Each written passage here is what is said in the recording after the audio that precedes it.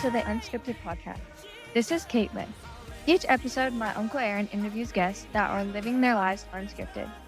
The song you are hearing is the music from our dear friends Cory and I. You can find their music wherever you stream your favorite songs.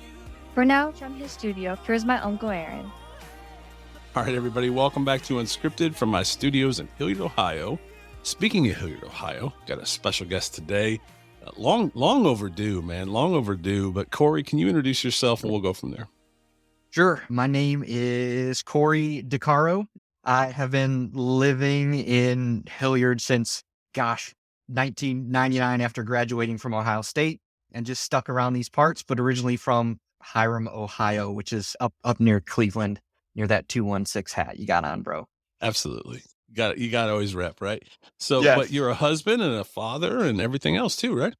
Yes. Just past 20 years of marriage with my wife, Kelly. Congratulations. Which is wonderful. 2 boys, 17 and 15. And this is our first week of driving. So let them loose. They're out in their own car running around town. So How hard was that when they drove away the first time? oh, it was hard. It was hard. I had been driving them to school every morning since 6th grade. Wow. And so watching them pull out of the driveway it was a little more emotional than I thought. And then I realized how little control I have over things. Right. So like, hey, there they go. I hope they come back later. That's right. Yeah. I think the great Kenny Chesney once said, "There goes my life." Like, Yeah. That plays in the back of your head as they drive off for the first time and really every time. But anyway, so the first time you and I met, that was back in our softball days, man. We were angry young men out there just getting it done on the weekends. Yes. And I roll up to Berliner Park for some BP practice. I don't know if you remember this, but it's the first time I've ever met you. And so I roll up, I get out of the car, and this guy comes over, man. He's just full of energy and just welcoming. And I'm like, okay, this is cool. I don't even remember what team we were playing for. It might have been Northwest. I really don't remember. You might remember. But Yeah. anyway, man, ever since then, just appreciate you, love you. So yeah, we'll get into your story a little bit. But yeah, that was the first time I ever met you. Do you remember that? I don't remember the first time, but I remember playing ball with you. And I always remember thinking I might be a little too intense for this church league team here. They're going to have to go find another guy. But man, we had some good memories, some good times. And that was when our bodies worked the right way. Yeah, it was about 100 pounds ago. Rob Mulvaney somewhere, if he's listening, is probably smiling, thinking back to those dynasty teams at Northwest that he went to.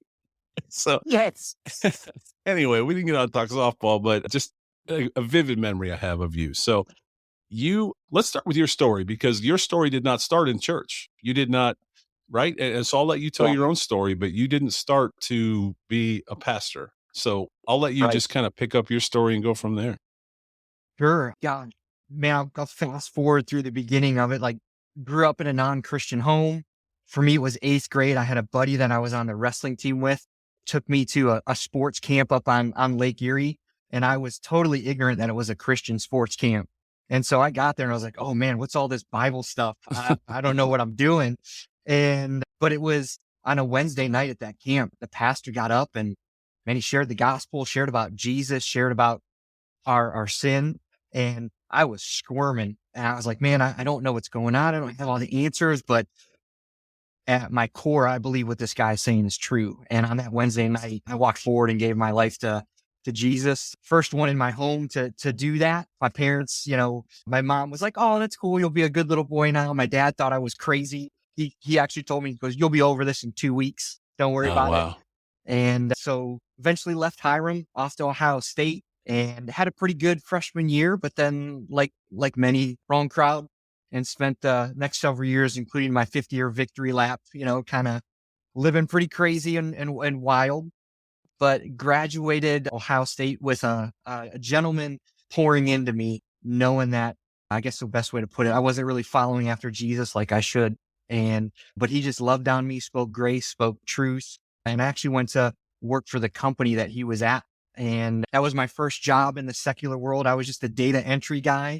Spent about a year there before moving to another company and worked in the business for 10, 12 years. But it was in the midst of that, found Northwest Bible Church and started volunteering at church. And for me, I classify myself as I was a classic undecided kid. Undecided going into college, undecided going through college, undecided coming out of college, and serving at Northwest. And all of a sudden I was like, whoa, I kind of like this ministry thing.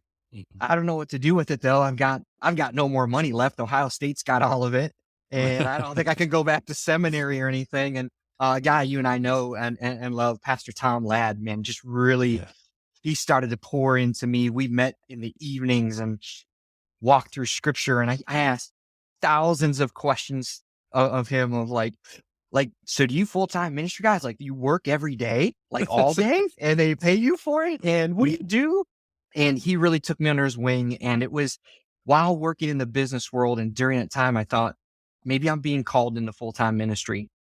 And Pastor Tom really helped me work through that. And then some of the church leadership, Pastor Ken Harrell, we got to a point where it was like, do you see this calling on my life? Is this craziness? Yeah. Or do you see something there? And they agreed, they saw something there, and gosh, they just kind of took me under their wing. But there was a pivotal moment where I was sitting down with my wife, Kelly, early on in our marriage, and said, hey, honey, I think I'm called into full-time ministry, but I can't do this without you.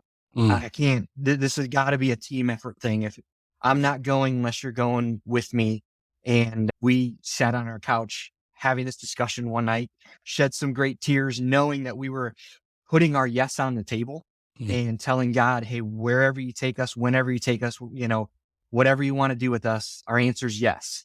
And it was, I don't know, it was in that moment, it was kind of a catalyst, maybe pivotal moment for us that we were just ready to go and not sure, knowing we might just leave all of our family in Ohio behind and God could take us across the world. And at that time, I was working for Cardinal Health as a project manager, and I was moving up the corporate ladder. The one thing I didn't want to do, I just knew it was going to take more time away from me and my family. And man, there was a moment driving home from work one day where I got promoted and I felt I was way in over my head. And I was driving home and going, Lord, I don't know what to do with this. And I think I'm over my head, in my position. And literally that night, Pastor Ken Harrell called and said, hey, why don't you swing by the house? And I was like, sure. I had been volunteering, leading, young adults and stuff. So I figured I'm just going to get some marching orders for the week or for the month. And he said, hey, got a question for you. I think the Lord's opened up a door. Would you like to come on staff as our small groups director? And I don't think he even finished the sentence. Yes came flying out of my mouth. And man, that's kind of how I got into full-time ministry. And for me, it was all I knew was I was on the team. I was like, I'm the water boy. This is the greatest thing ever. Let's put me on the roster. Yes. So, and I never had any aspirations other than like, man, I'm on the team. And so that's where it all kind of started. And then I just watched the trajectory of your time in ministry. And I want to pause really quick and say that for those listening that are not in ministry, air quotes in ministry, because I believe I'm in ministry. I'm just not, I don't work for a church. I mean? Like you're in ministry wherever you are, but there are those that are called to our local churches and they hold positions and those type things. But I will say I had a cup of coffee in ministry and truly working for a church. And it was one of the hardest things for a family. My kids were young. Yours were young when you accepted this calling and this position. It's not easy. The hours are not easy because at the end of the day, you're never off. Right. Right. When you're in ministry, you're always on. Your phone is always on because there's someone unfortunately may go to the hospital or, whatever it might be. Somebody needs your counseling. Somebody needs wisdom. You talked about Tom Ladd. Somebody's got to sit with, just like you did with Tom Ladd, for example. So you're never off. And so it is, I want people to understand if you've never been in ministry with a church, it's a very difficult road and it is a calling and it's not always the highest paid job. You know what I mean? You really do it with your heart wide open. And so from that, what I wanted to go back to is I watched, so you said small groups. I know when my kids were teens, you were their youth pastor and we didn't attend Northwest, but we still gave a tithe to Northwest because we felt like our kids were being poured into, and they did not want to leave the teen group at Northwest. They loved the teen group. And so, we kind of mixed and matched a little bit, a little buffet church style, but Yeah. but they loved you and you poured into their lives at a critical time. And so I want to know, I want to speak for Heather as well and just say thank you for leaving fingerprints all over them and their lives and their faith, because they're who they are today because of the teen group that they were a part of and your leadership and others that followed you. But primarily you were really the key pivotal point there. So thank you, man. You're welcome. I'm humbled by that, man. It was privilege. It was a privilege and an honor. Yeah. So then teen group to what was next? Because you've had some transit. There's been a lot of transition, and Northwest has gone through transition, not just staffing wise, but they've done an overhaul. The church looks completely different than it did back in the day with the curtains and the chandeliers. And it was beautiful at the time, but they've made the shift and changes that they have to make internally, both structurally and with staffing and things like that. So where does it stand today? Because I know you took some time away and then came back. And so where does it stand today? Yeah. Gosh, I think it stands poised and ready for a bright future. It's pretty, you referenced it, like, I think a year and a half in as small groups director, I got called in and said, "Hey, leadership thinks you're our next youth pastor." Yeah. And in my stellar interview skills, I responded with, "You do?" And that kicked off that season, which was wonderful, getting to know your kids. And I mean, I'd already known you. It was just a blessing. And some of the golden years of ministry were in youth ministry. From there to executive pastor for several years. And then a couple years ago, and we can get into this if you want to or not, like, God stirred in us, left, and we actually went and planted a church and thought, hey, this is it forever. And in God's crazy way has brought us right back to Northwest. And so it's been, I share a little bit about that because you asked, hey, where does it stand today? I've been able to see 20 years at Northwest. Wow. Going and experiencing planting a church and coming back. And I can honestly say God's done some amazing things here. He's brought together an awesome team. I would describe it as wonderful clarity, wonderful vision, wonderful mission in moving forward. And for a time such as this, brother, I mean, right. And we are going through that transition between a senior pastor that's getting ready to step away, that, man, almost 3 decades. And it's a healthy transition. It's a good one. And a new lead pastor that's poised and ready to go. And so Jan 1's going to be, okay, the gates are open, time to run. Yeah. Yeah. And so I want to go back to, you just mentioned it, and this might be hard. I might get choked up during this part. I don't know. I'll try real hard not to. But, Pastor Harold is transitioning out of a position he's been in. Cory, how long? How long has he been senior pastor? Almost 33 years. 33 years in ministry. Can you, here. Yeah, right. Yeah. Just an incredible time. He's led Northwest from being in I think they were even a school for a little time, a Hilliard school for a while. They used to be on that little brick building in Old Hilliard, as they call it, across from Old Bag of Nails. And now to those 20 acres, I think he calls them, right? Is that what he calls it? Is it the 22 beautiful acres? There you go. 22 beautiful acres, man. He's been in that leadership role for a long time, and he's seen a lot of change in the church, from hymnals in the back of the pews to, and these are simple things, but the church itself has grown, it's expanded, it's changed. Church now has become something different because we have people that are different and they consume things different. Now it's content, for example. So he's been at the wheel and in leadership of that transition. And you've been there now, you said 20 years, right? So yeah. So you've been there as well and had eyes on that, including, launching a church as well. You've been in this transitional shift, but there's a key point I want to make, and that is his son-in-law. I believe y'all have a very special relationship, and is probably his son-in-law today because of an interaction with you. Am I speaking out of school, or is that correct? No, you're correct. And Bob Hart is one of my best friends. And early on, one of the first companies I worked for downtown, I wouldn't even name it because I got bought out 7 different times. But we worked together and we became fast friends. We were both into sports, and our company did a lot of the YMCA corporate challenge stuff. And so if there were sports to be played, I was going to be there. We became fast friends. I would always have my Bible on my desk, and he would come over and be like, "Why's your Bible on your desk?" I'm like, "Well, because I read it." It's like, "You actually read that thing?" And so Like a hotel room or anything. yes, yeah, it's not in the drawer. It's actually on my desk, man. And so we would have, the best way I would describe it, we would have 1 to 2 sentence conversations about faith or about the Bible or about Jesus. And that's about as far as he would allow it to go. And so I was concerned with, where he was going to spend eternity. Yeah. And we talked for years. I shared with him about my faith and about Jesus. I'm probably for 5+ years. And my wife and I, once we got married, we had a small group in our little 1-bedroom apartment, and where I think 3 or 4 of us were meeting.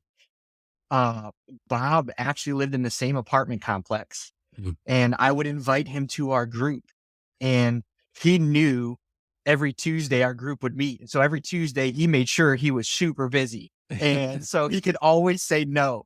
I gotta do laundry. I gotta wash my hair. Whatever, this thing, And I would remember we would have conversations, we would work out. And I mean, I think the coolest thing was I had a buddy, we were having group one night at our place. And I had a buddy that knew of Bob, and he said, "Hey man, is Bob ever going to come?" And I was like, "I don't think so." And I remember I told God that night, I'm like, "Hey, I'm just going to lay off. I don't want to be that pushy Christian. I don't want to shove anything down, anybody's throat or in their face." And the very next day at work, Bob and I are having lunch, and he was like, "Hey man, I know I've never come, but don't stop asking. I'll be there someday." And I was like, wow, like I was just ready to give up. And he gave me permission to keep going. Yeah. And literally the next week we're having group again. And I had a buddy in the group that was like, "You know what? Let's pray for Bob right now." We prayed, literally said amen. My phone rang and it was Bob. He forgot it was Tuesday, bro. He forgot it was Tuesday. And he's like, "Man, I'm bored. What are you doing?" And I was like, "Funny you should ask." And so he was like, "All right, I'll come over." And he gave me this laundry list. He was like, "Don't make me open a Bible. Don't make me talk. Don't make me pray. Don't ask me any questions." And I was like, cool. He came down and we were doing a study in the New Testament, I think on the parables. And we read the first section of study, and the first person to talk, Bob, right? He's like, "Hey man, is this like a different John than the other John? And what John is it?" And I said, whoa, you're breaking the rules, man. You're not supposed to be talking or doing anything. This is the contract we wrote up, right? Sorry. And so that kind of opened up further conversation. But I remember talking with them one night, and I said, "Hey, I want to show you something." I said, "It's not biblically accurate to the T," but I said, "Would you watch The Passion of the Christ with me?" And that was kind of when all that was big. And I said, I think you just need to see what Jesus did for you on the cross. And so he came, we watched the movie, and he just got up and he walked right out of our house or out of our apartment. And he would tell you, "Hey, that on his way home, that was the night." He was like, "I made a decision for Jesus." Wow. I think he wound up coming to church the next week and gave the official, "I'm going to raise my hand and say I'm in." Yeah. But that Bob, a couple of years later, winds up dating the pastor's daughter. And I'm like, "Dude, what are you doing? You're crazy." That's a whole nother level. It is. I'm like, "Do you even know what you're in for?" He's like, "No." And I'm like, maybe that's the best thing. You don't even know what you're in for. But wound up marrying Pastor Harold's daughter. And man, yeah, Bob's one of my best friends this day. Now a deacon at our church. And how about that? Just a man of God. So yeah, love that guy. And if I remember right, he wasn't the only one. I think you brought several guys. I mean, it was like all your coworkers were starting to come in. And again, so you talked about being in ministry, but you were in ministry even back in that old job, in that old cubicle with your Bible on your desk. You've been in ministry. So again, for anybody listening, you can be in ministry and you don't have to go, quit everything, leave everything and go work for your local church. Although if that's what God's calling you to do it, then by all means do it, because look at where Cory is today. Mm. But you were still serving in ministry, even in that cubicle. Yeah, you say that, Aaron, and like a pivotal point in my life was I got to go on a mission trip through Northwest to Estonia, which butts right up next to Russia. Yeah. And my first time I went, I connected with some of our missionaries over there. And I really thought, like, I'm going to leave. I'm going to become maybe I'm going to be a full-time missionary. Yeah. And I was sitting with these guys one night. We were having the discussions about this, like, what would it look like? And man, they challenged me. Interesting enough, full circle, was playing softball 6 nights a week back then. And playing even through the winter indoor leagues. And I remember these guys in Estonia looked at me in the most loving, challenging way, said, Cory, how many people know about Jesus because of you on your softball teams? Mm. And I was like, I couldn't name one. Yeah. And they looked at me and they said, then why in the world would we bring you over here to do missions if you can't do that in your own backyard? Wow. And that blew my world. Yeah. And so I was like, I got some things to change. And so to your point, it was like, okay, God's got me where I am and when I am on purpose. Mm-hmm. And I am, I guess, a missionary or in full-time ministry right where I'm at. Secular world, softball field, wherever, the gym, wherever it was. And that was just a moment that changed for me to look at everything differently. I agree with you. That was something we were challenged with for many years when our kids were in all these travel sports and they're playing all these sports. And, all 3 of them were active in 3 different sports all the time. We were always on the go, but it was always the same community of people we were with. It was always the same family. And I remember Heather and I struggled to really find a time or date that we could get a small group going, and every time it would come up, it was like, we're in one. We're actually in 3, because every one of our kids is in a sport.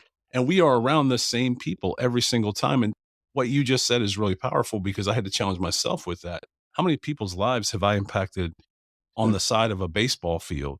And for good, not negative, and that's tough when you're watching your kid play baseball and he's on the mound. But I'm saying it. And I honestly, I'll sit here and say, I'm not going to say that I got it right. I don't think I did, but I always knew in the back of my mind that this is our community. We're in 3 small groups. And they're those families that are around the fence line or at the pool or in the gymnastics gym. Those are our small group. Those are our people. And we have a chance every week to invest in their lives and ask about them and pray for them and go through life with them. It just doesn't look as traditional as most people would draw it up. Absolutely. Absolutely. I love it. So what's next now that you're back in Northwest? Wow. So that spoiler alert, if you can give it away, I don't even know what you're going to say, but just welcome to Unscripted. Yeah, I love it. So what's next? I was just talking just before I got on with you. I had another buddy that popped in, interesting enough, that came to the Lord through Bob after. There you go. So, and just talking about what is next. And so I'm now back on staff and I'm where my passion and my heart is. I'm back being pastor of Groups and Discipleship, meeting with people, investing in people. Man, that's what gets me excited. Yeah. And you're great at it. Thanks, man. And I love that. I love walking with folks. And so I get to focus on that. Like that's my swim lane and I get to be great at that. And I really like that. And so I'll be focused on doing that, and then helping the church in this transition, which is crazy to me is when pastor retires, I'm going to be the oldest guy on staff. So, I don't mean to laugh out loud. That's fantastic. So I'm the old guy now. The senior most member. Yes. So, but what I hope, I hope to really create this culture and this DNA of groups happening where you've seen it, just what a blessing it can be and how powerful those moments can be, and, where you're not walking alone through life. And so that's my hope. And then again, the discipleship piece, just see people grow in their relationship with Jesus to be more like him, and then go grab other people and teach them to do the same. That's my hope. But then I also hope I get to play the old guy role. Like that some of these young guys, when they're like, I can be like, hey, slow down. Slow It's your roll. okay. Or, hey, you know what? Hit the accelerator on that. It's time Yeah. to move, you know? Yeah. So it's, and in the process, I described it this way to a friend the other day.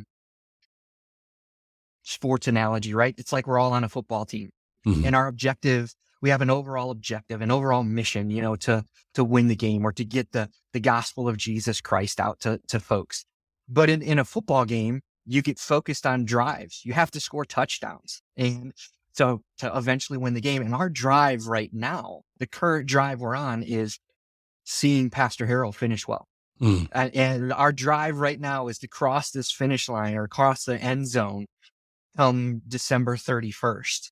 And so it's an interesting, you know, what do you do when somebody that's been a staple for 33 years Yeah. is so I think there's going to be a lot of emotions and a lot of wonderful moments and that we don't even know are coming and are going to have to experience and walk through. But the blessing is in life, how many times we don't know when the last thing is. Right. You know, we don't know when our last breath is going to be. Mhm. I didn't know, a week and a half ago, this was the last morning I'm driving my boys to school. Right. Right. Right. We, especially as parents, we never know when no, I don't want to play Legos anymore, Dad. Yeah. You know, oh my gosh, that was the last one. And so, Yeah. but here we are in the midst of this transition, fully aware that everyone is the last one. Yeah. Hey, this was the last communion that he led. This was the last staff meeting. And so we're wrestling with that, but trying to rejoice in the fact that God's allowing us to see and be aware it's the last one. So that's kind of the drive we're on right now. Like, let's score this touchdown. Yeah. And then, you know, we'll do it all over again at the first of the year, getting, you know, our goal is to see people know Jesus, grow in their relationship with him, and then go and reach and serve others in his name. That's our goal. And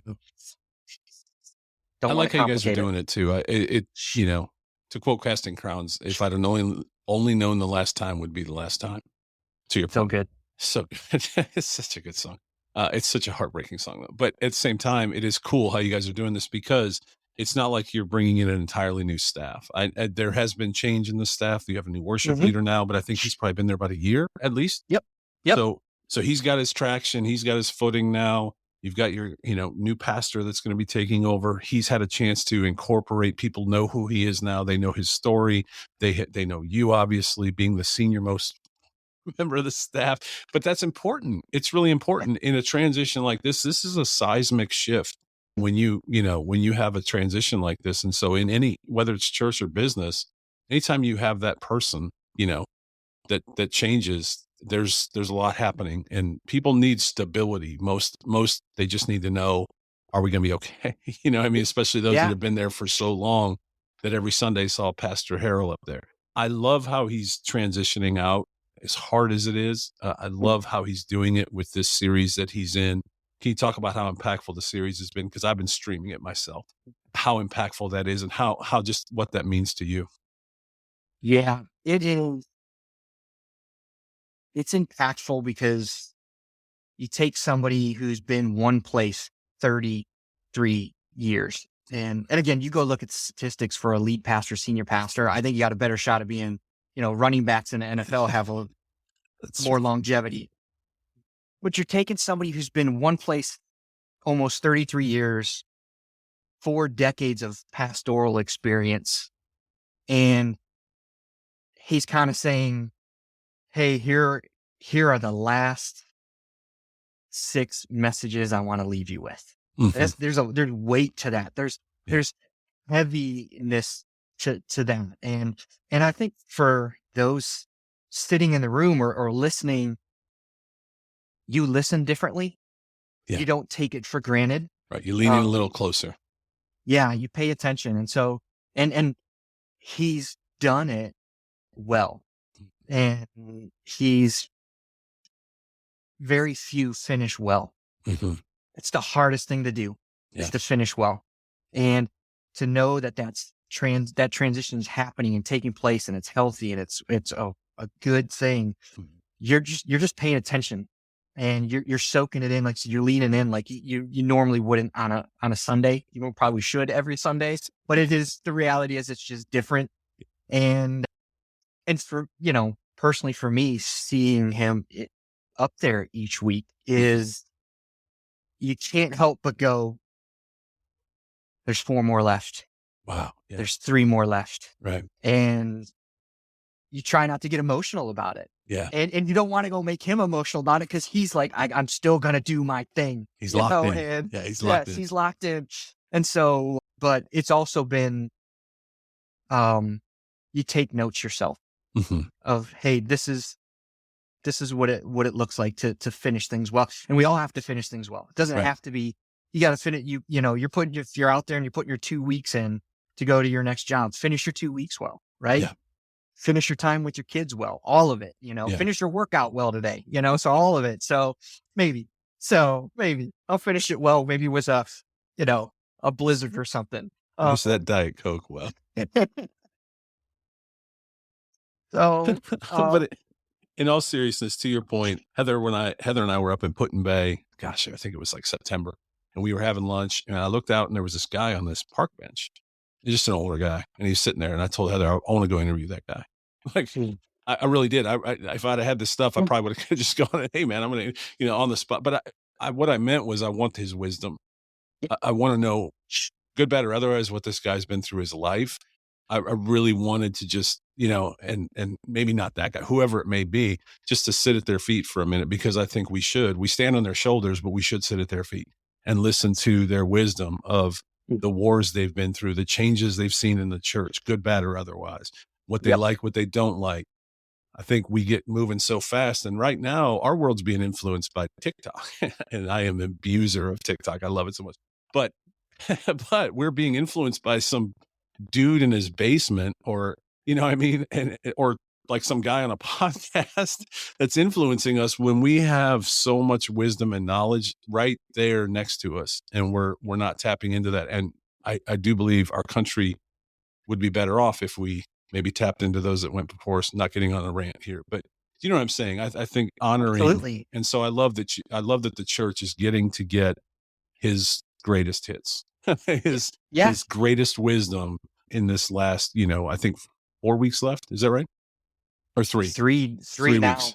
3 weeks left. And in a season when it's Christmas. And the last thing I will say to honor him well is there's things that were always non-negotiables for him, and they've always been non-negotiables for him. His family, his respect to the military, his love of Jesus. They are pillars, and he never, ever, ever wavered. No matter what was happening, no matter what changed, those things were always something that I just respected so much. And honestly, I've tried to model as well in my life, not nearly as well as he has, but honoring our military, honoring those who have served, honoring your wife, honoring your children, and most of all, man, just loving Jesus and, being concerned about the well-being of others, which you obviously took very much to heart. Yeah.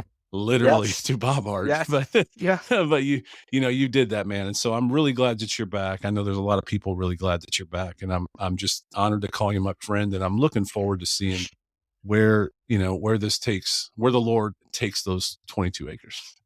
Thank you, brother. I appreciate it. Yeah, for sure. Yeah, absolutely. Well, man, happy holidays to you. Merry Christmas to you. Love on your family. Love them kids, man. They're going to be gone soon. I don't want to get you all worked up, but I'm telling you, don't blink, because we're empty nesters now. I don't know what you and Kelly are going to do when you're empty nesters, man. Well, I'm grateful. We've got some practice runs now when they're gone, and I'm grateful that I can look at my wife and I'm like, we're going to be okay. We love each other, but maybe even better, we like each other. Yeah. So it's good. It's good. We're going to have some fun. It is a bittersweet season, and I'm not trying to rush it for you, but it is right around the corner. I'm just saying it's right around the corner. So the last thing I have to say is I'm going to put this out, and I'm going to put these videos out and stuff and teasers, but can we both clarify, I am not Hank from Breaking Bad, and Correct. You are not Chris Daughtry. 100% not Chris Daughtry. Don't make me sing. I'll prove it in a bad way. Well, and I'd be a terrible cop. So we are not those guys. But if anybody's looking for, maybe we could make a little scratch, man. We might be able to show up at parties and stuff, as Hank and Daughtry. I know. Yeah. And Daughtry, if you're out there listening, man, let's chat sometime, Oh, man. Yeah, seriously, would love to interview Daughtry. But, man, you're the best, Cory. Thanks for always loving me, accepting me, just like everybody else that you've done that in your life. And because of that, there's people that are going to spend eternity with Jesus. And now you're doing it on a platform at a local church, but you were doing it before that. And I appreciate you, man. Thanks, brother. I love you guys, man. Appreciate you too. All right. We'll talk to you soon. Merry Christmas. Merry Christmas. Thank you for listening to another episode of the Unscripted Podcast. Make sure to review and share wherever you listen to your podcast. It really helps out our mission to encourage everyone to live life unscripted. Until next time, keep living life unscripted.